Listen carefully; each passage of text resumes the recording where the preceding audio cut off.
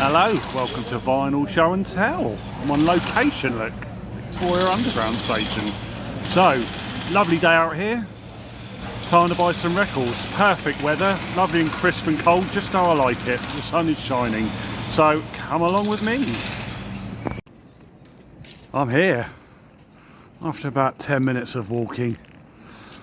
It is glorious today. Sorry to keep banging on about the weather. This is the British thing, isn't it? That's just what we do. But it's cold, crisp, wintry, and not a cloud in the sky. It's exactly how I want it. Perfect. And what a great setting this is. I've said it before and I'll say it again. Lovely grand building there. And you've got a very quite affluent looking area here. So let's have a little look. Because I need to get in line, form a queue, and go from there. My favourite thing in the world, apart from buying records, is waiting in line. The signs are out. Oh no, that's not the sign for the record fair. Ah, there are people there. Right, here we go. Let's do this.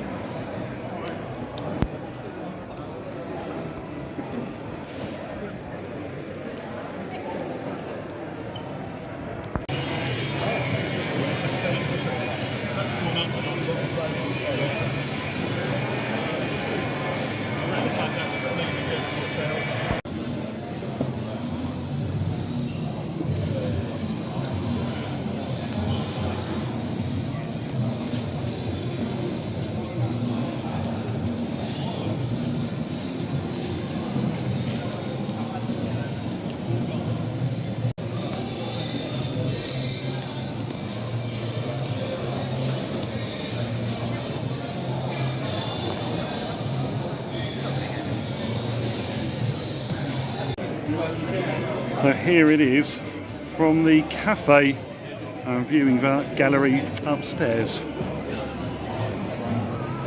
Handy for a good shot of the entire fair. Right, I'm pretty much done, so off to the pub it is. Okay, so we're back home in the man cave after a very, very, very nice and very busy weekend. Yeah, we did lots of stuff, not just record buying, we did all sorts of stuff. It was very, very nice, really, really good. So, the record fair itself, as you saw, I don't think the footage did it justice of just how busy it was. It's rammed, it really is rammed. I think if you're going to go, do give yourself plenty of time, you know, if you really want to look at all the stalls there. There's so much going on, every sort of genre is covered. I mean, it's, you know, you've got bargains there, you've got 100,000 quid rarities there, but you know, certain stalls you have got to be patient and kind of fight your way in. So it's just something to bear in mind if you are thinking of going. That fair, I do think, is the biggest. They kind of advertise it as the biggest of all the VIP fairs in Victoria, but they do run in January, April and September as well, usually. I don't know if that's changed. And there's loads of other VIP fairs all over the country as well. So anyway, without further ado, let's get on with the actual footage. Not the footage, the finds, sorry, my mistake. Right, this is the first one I bought. Bit of a backstory on this one. So, I've been after this for ages. This is the debut by OMD, Orchestral Manoeuvres in the Dark. I'm very, very fond of their second, third and fourth album. Their second album in particular, Organisation, I absolutely adore. So I wanted this, I've been after this first album for a while. The standard pressings without this die-cut sleeve are pretty easy to come by, but I've just been holding out for these limited edition, or one of these limited edition die-cut sleeves, of which there is, you know, are quite a few variants. So here we go. This was £50. I came across it straight away and I snapped it up. I thought it was a fairly reasonable price. It's in lovely condition. It's all complete. And there it is. I haven't played it yet.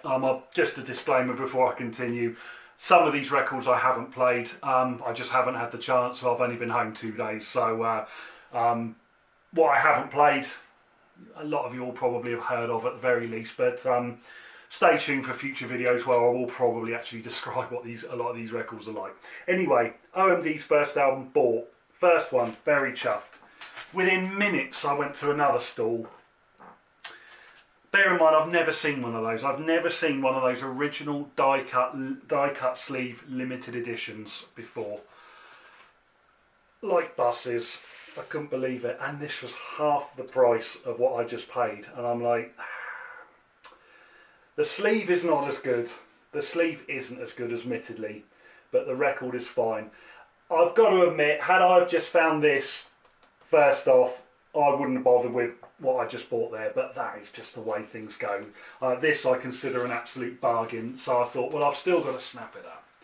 So just in case you're wondering what the die-cut sleeve is all about on these, that's how it works. You've got an orange inner and it slips in.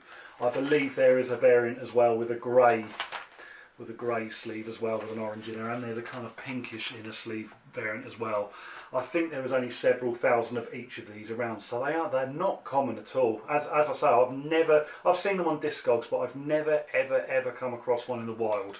So to find two in the space of 5 minutes, what can I say? I'm not going to keep. I'll be keeping one of them. I don't know which one I'm going to keep and which one I'll gel on. I'll just, play them both, see which is the better one, and then see how I feel from there. But I look forward to spinning that. So it's OMD's debut. Very, very nice. Off the same stall as the second OMD, I got this, which has been eluding me for years. It's Candy Apple Grey by Hüsker Jim. This was their, I believe, correct me if I'm wrong, their first on a major label. Originally there. Signed to Warner Brothers. This is an exceptionally nice copy. It looks nigh on unplayed. Absolutely lovely. It's a German pressing, but I think that's standard for the whole of Europe, really. Warner's didn't really have UK pressings in the 80s. I'm quite looking forward to playing this one. I'm very fond of their final album, which is the one after this, called Warehouse Songs and Stories. I spun that quite recently, to be fair. It's quite more of a commercial sound to their early kind of hardcore punk, although the production on that record is a bit questionable. The drums on the final album sound like they've been recorded at the bottom of a swimming pool. It's really strange. They've got a really sort of underwater damp kind of sound to them. It's hard to explain, but the songs are really great. They're really, really good.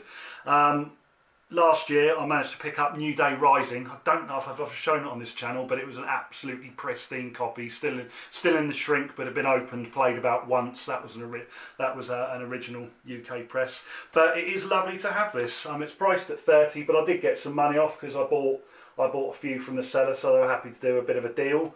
I'm just going to have to be careful getting that price sticker off, a little bit of lighter fluid on that, and it should come off without tearing. So nice addition, Candy Apple Grey. Nice box ticked on that one. Very, very good. And the final one off this particular stall, one we all know, and one that I'm late to the party with. Yeah, it's the Specials, the debut album by the Specials. Wonderful, self-titled. So last year, and I know I did show this, I bought their second album, More Specials. I got that really cheap in Southampton. It was about £14, I think. Anyway, I've spun that quite a bit. I think it's absolutely great. It's quite experimental. It's still the ska sound, but they've got this kind of loungy kind of jazzy stuff going on as well. They seem to sort of be, experiment with all sorts of genres. As I say, I haven't played this one yet. I very much look forward to it. It's an original on two-tone, and do you know what? It's getting scarce. It's getting pricey. They really are. I remember looking at them on Discogs, wanting to buy some, and then I was just about to buy some, and then bless him, Terry Hall passed away, and the prices went bing like that. And people seem to be sort of kind of taking the mick on this. Priced at 30, I paid more like, well, yeah. By the time the deal was done, it was £25. So I think for an original, nice UK pressing, not a bad price at all. It's got this sticker on there. I don't think it belongs on there. It's called Stop the Cuts. I want to kind of remove it carefully, but I want to keep the sticker. So I'm going to try and lighter fuel it and carefully peel it off. And maybe I'll probably put it on the plastic outer as well. I kind of want the sticker, but I don't want it on there. I don't quite know. I know obviously what they're referring to. I mean that kind. I'm not going to get political, but I'd imagine in early 1980s UK that was quite prominent. Lean times then and lean times now, but I won't go too much into that. Wonderful, good stuff.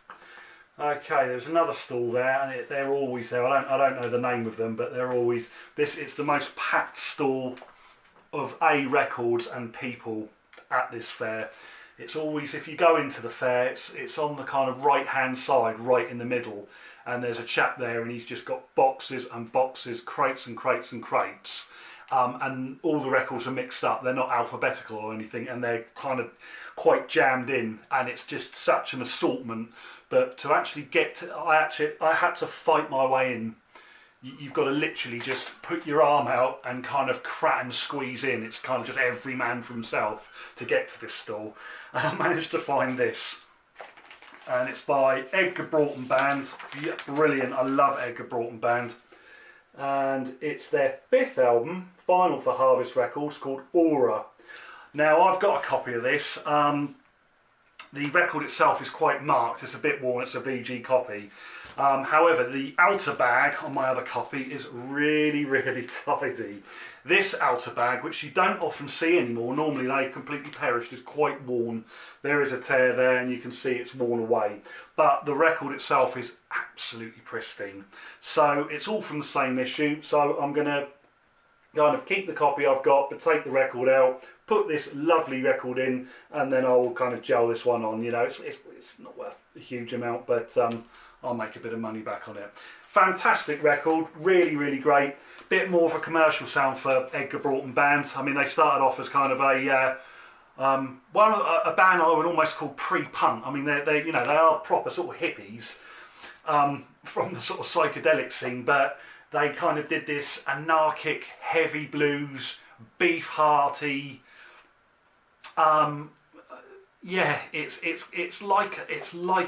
It's like a pre-punk band. Very, it is very political. Lots of social commentary going on. But as time went on, they became a lot more sort of refined, as most bands do. Their 3rd album, self-titled record called Meat, is an absolute favourite of mine. It's one of my favourite albums, full stop, if I'm honest with you. A brilliant one on Harvest. But this record is quite smooth. Not one of the most popular, but I really like it. So if you see a copy, I highly recommend it. And as I say, it's a UK original on Harvest. Oh yeah, that is so nice. That's honestly, it's barely been played. It's funny when these records are absolutely pristine, yet the covers are worn. People just been getting them out and looking at them but not playing them. Very odd, but yeah, a nice find. Priced at 30, they let me have it for 25. So that was that's actually a really good deal for that record, because it's not an easy one to find. Okay, the next stall along. This was a nice one. There's some really nice stuff on this one. So this is another upgrade replacement copy. Prog Rock on Bronze Records by Tempest, their 2nd record. The one I've got is absolutely battered. I bought it at Southampton Record Fair years ago. This was back when they used to do their fairs at the Guildhall, and I think I paid £5 for it. It was priced at 10, and then they had a half price sale on, so £5 for this kind of battered but playable copy. And I've been wanting to upgrade it for years, so there it is, much better. little bit of wear there. It's a die cut sleeve, you can see that. You pull the inner sleeve out like that. And here we've got a power trio, kind of a little bit of jazz rock fusion going on. They're actually what I'd call a prog supergroup. The guitarist Ollie Halsall, he was in Pato, and then you've got John Heisman and I think Mark Clark. I think that's what his name is. Mark Clark. Yes, I was right all along. I just had to check because my age is getting to me and I'm forgetting things. Mark Clark on bass and vocals. But yeah, this is exceptionally good musicianship. Probably a little bit on the commercial side of prog. It's not like sort of long improvised tunes, nothing spaced out. They're quite short and commercial sounding, but it's heavy and the musicianship is absolutely stellar. First album by Tempest had a slightly different lineup. That had Alan Holdsworth on guitar, and his guitar playing is, good God, it's absolutely off the scale. He's like the jazz fusion master. And Paul Williams on vocals on the first one, and he's absolutely brilliant. Sounds like Joe Cocker, sort of really sort of gruff and kind of powerful. But this is great, and I haven't played it for some time, so I'm looking forward to playing it again. Lovely. Original on bronze, Living in Fear by Tempest. Beautiful stuff. Oh, this was a nice one. Do you know, I've been after this for ages. Incredible string band. The Hangman's Beautiful Daughter. Lovely, lovely copy. They're not exceptionally rare, but they come in different issues, and me being me, I really was holding out for a UK first press, and we've got it on Electra. That in the sleeves, very grubby, that's going to have to be replaced. And I do see this one around, but the conditions are often not great, but here it's lovely. There's a tiny little mark on it, nothing too bad, very little spindle wear. It needs a little bit of a clean, but that's never a problem. Yeah, I think there's just almost a little bit of mould on there, but that will easily come off. But the fact is, it's hardly been played. It looks a really, really nice copy. So if you don't know the Incredible String Band, I'm not an uber fan. I've got a couple of their albums. They are UK folk rock, very, very kind of hippie sounding, really, really. Lots of kind of Eastern sounding instruments going on, very, very kind of psychedelic, what you call acid folk. They're probably almost what you could call the quintessential acid folk outfit in the UK in the 60s and kind of early 70s. They did do a lot of albums. I mean, look at that on the back. Goodness me, it's like a commune. They're not, as I say, I'm not out to collect all of their ones, but from what I read, this is possibly their best, or one of their most popular records, and it is just one that I want. I mean, it's something really beautiful there. So, really, really pleased to get that. That was a nice find. Great stuff. Okay, and the final one from that stall, which was the last two albums. Another upgrade, another replacement for the collection. It's debut album by Stone the Crows. UK first pressing on Polydor. There we are, there's the labels. Again, a bit like the Tempest album, my copy is absolutely, it's terrible really. It's playable, but it's really, really worn, very scratched, and there's this huge damp patch here across the sleeve where the cover's all faded and it's all wavy. Again, it cost me peanuts, next to nothing back when I bought it, probably about 15 or maybe even 20 years ago, and it was playable. Anyway, great record, fantastic blues rock, just great, typical early 70s, or is it 1970s? Might be late 60s actually. Where is it? 1970. Fantastic vocals from Maggie Bell. She can, what a set of pipes on her, she can absolutely sing her heart out. They're an amazing band, Stone the Crows, they really are. They don't get talked about enough. The albums that came after this were still very bluesy, but they went a little bit more into hard rock, little bit of a proggier edge. But this one is kind of much more sort of rootsier and bluesy. There's a side-long track on side 2, which is like 17.5 minutes long. And these UK first pressings. They don't turn up much. I mean, it didn't cost me a fortune. I think, what was it, £30? It's good. Yeah, I think it's more like a sort of £50 record, to be fair, and it's in good. The record's lovely. The sleeve's okay. Someone's written their name on there, Jackie. So whoever Jackie was, if you're watching, I've now got your record. I'm going to enjoy it. It's funny when you think, you do wonder who these people are who write their names on. I know why they used to do it back in the day, because people didn't think they would sort of go up in value. But I wonder who this Jackie person was. Anyway, but yeah, comes highly recommended. Gatefold sleeve. Brilliant artwork in there, and top band. Tragically, they were cut short in their prime. The guitarist from this band, Les Harvey, who I believe, correct me if I'm wrong, is the brother of Alex Harvey, as in sensational Alex Harvey. He was. They were at a gig. I think they went on stage, and he was electrocuted on stage, and it was fatal. I can't remember where the gig was, but yeah, it was just after their third record, and the band split up after doing one more album. The band split up shortly after that. So what a tragedy, what an absolute tragedy. But yeah, really cut short in their prime. Okay, and the final stall, who's a regular seller there, I got quite a few from. So we'll start off. So here we are, quite a bargain record. This was priced at £5, although I bet he chucked it in for nothing because I bought quite a few. That's a record that I've seen around. I don't know what this sounds like. It's second time around by Junior Campbell. Junior Campbell there used to be in the Marmalade in the late 60s. I think he left in 1970.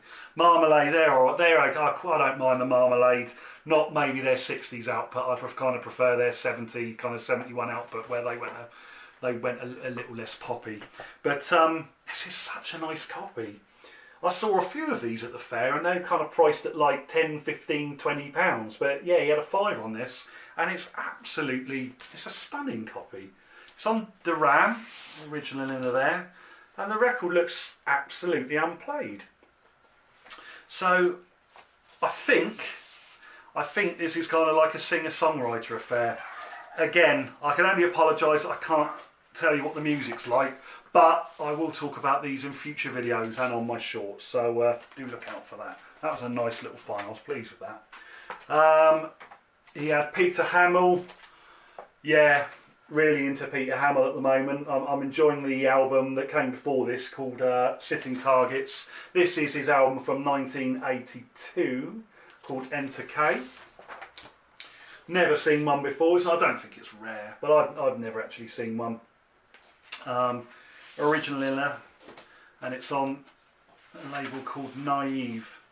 He seemed to change labels an awful lot, Peter Hamill. I don't know what was going on with him in the 80s. He couldn't seem to sort of settle onto one label, but I don't really know what this one is like, to be honest with you. Peter Hamill's one of those artists. He does kind of change a lot. He can go very dark.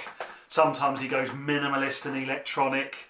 Other times he almost ventures into kind of post-punk. The early 70s albums he did were very, very dark prog, a bit like Van de Graaff Generator, who he was the leader of, as you probably well know. But yeah, always happy to have some more Peter Hamill in the collection, so look forward to spinning that. That's a nice one for a tenner. We've got a couple here by Grand Funk, or Ground Funk Railroad, whatever they want to call themselves. UK pressing of Closer to Home. Really hard to find. When you look on Discogs, they never seem to be for sale in the UK. Yet this is very, very clean. Yeah, there's hardly anywhere to this. Absolutely lovely. And it's, yeah, UK first pressing on Capitol. And yeah, it looks like it's hardly been played on those Target labels there. Very, very nice indeed. Taken me a while to get into Grand Funk. Again, very late to the party, and it's surprising really given my tastes. I picked up their second album a good few months back. I've been really enjoying that. It's a great, great heavy record. It's just called Grand Funk. I think it's known as the Red Album. That is absolutely fantastic, and that's quite hard to come by as a UK first press. So I've been looking for more, and I'm happy to get this. I think this is their 4th record. I believe. Correct me if I'm wrong. But yeah, very, very nice. And from the same stall, this chap who I see a lot, still don't know his name. This one, Ground Funk, what's it even called? What's it called? Shining On, of course it is. And if you look, this one came with a pair of 3D glasses. It's like perforated so you can tear them out. Now they have been removed. They're not attached, but they do slot in quite nicely. But the fact that they're there is great because I don't think they turn up with the 3D glasses that often. It's quite an elaborate gatefold sleeve. Is it gatefold? No, it's not. It's kind of a single sleeve, but they've kind of doubled up the cardboard to fit those in. But it does come with an insert, which is there, and this rather fine poster, which, I mean, I don't know if that's doing your eyes in on, you know, on your screens, but when you look at it in real life, yeah, that does your eyes in. I'll have to have a go on that with the actual 3D glasses, as that's what it's there for, and they are detached, so the big kid in me will do that. So very nice. I can't tell you what these two albums sound like. I mean, I'll tell you what Ground Funk sound like. They're just a great American hard rock band, and I'm sure these are in a similar vein. So wonderful. Right, we got another kind of an upgrade copy. This is Thank Christ for the Bomb by the Groundhogs. Now I've owned this album for years. But this is a UK first pressing on Liberty. The one I've got is a black label second press, which is fine, but they're easier to come by. They're much easier to come by and much cheaper. But I've always fancied a first press if it turns up, and it has. As long as it plays all right, then it will be a keeper. If you don't know this album, it's absolutely wonderful. It's a hard rock. Again, a bit like the Edgar Broughton band, they remind me of a UK pre-punk band. I have no doubt that John Lydon will listen, probably like the Groundhogs, and you know, and several other musicians of that ilk back in the day. Look, this album is particularly political, heavy, bluesy, not over the top really. It's not really a kind of proggy record. It's just absolutely wonderful. Sadly, the leader and guitarist Tony McPhee passed away recently, and that's very sad because I think he was performing right up until the end.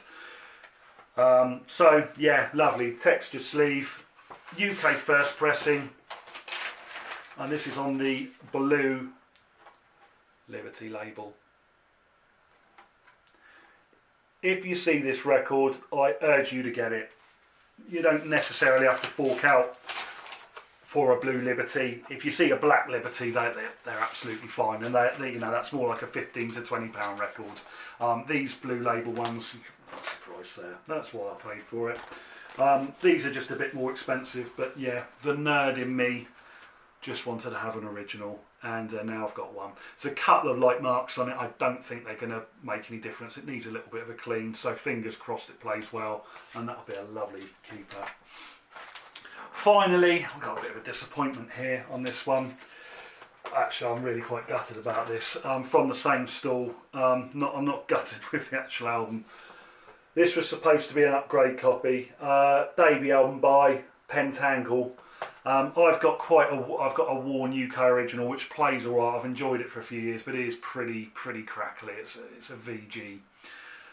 So I've been wanting an upgrade for years, and I thought I got one. The cover's lovely. I don't know if you can see that. It's really nice. £30. Checked it. UK first pressing. Hardly been played. I thought I'll have that. Lovely. In fact, it looked absolutely gorgeous at the fair. Came home after the weekend. Bear in mind, I don't live in London and I don't know who this dealer is. You can't return it. And there's a scratch on side one. So I played a little snippet of it and it kind of clicks through. It's quite a heavy scratch.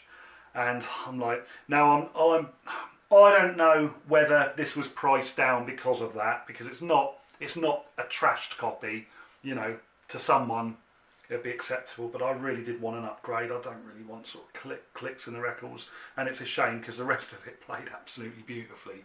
It's a real shame because it would have been, had it not been for the scratch, it would have been an absolutely gorgeous UK first pressing. So I'm a little bit disappointed on that one. I'm really going to have to sort of pull my finger out and try and get a decent copy, because this is a fantastic... If you don't know this record, it's a fantastic sounding record. I'm talking from a sort of hi-fi perspective. It's so good. It just, the way it's recorded, all the percussion. You've got Danny Thompson's upright bass giving it those lovely low frequencies, and it sounds fantastic. So,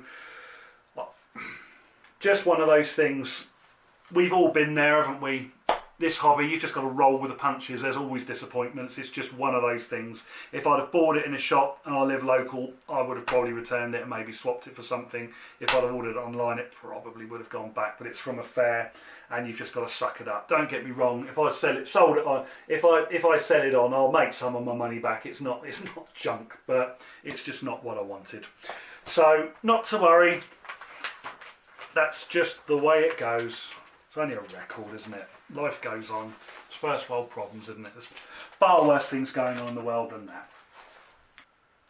So, yeah, that's all from me. Thank you very much for tuning in. If you are thinking of going to those fairs, I mean, they are well worth going to. If you live in London, or even if you want to travel to them, they are well worth visiting.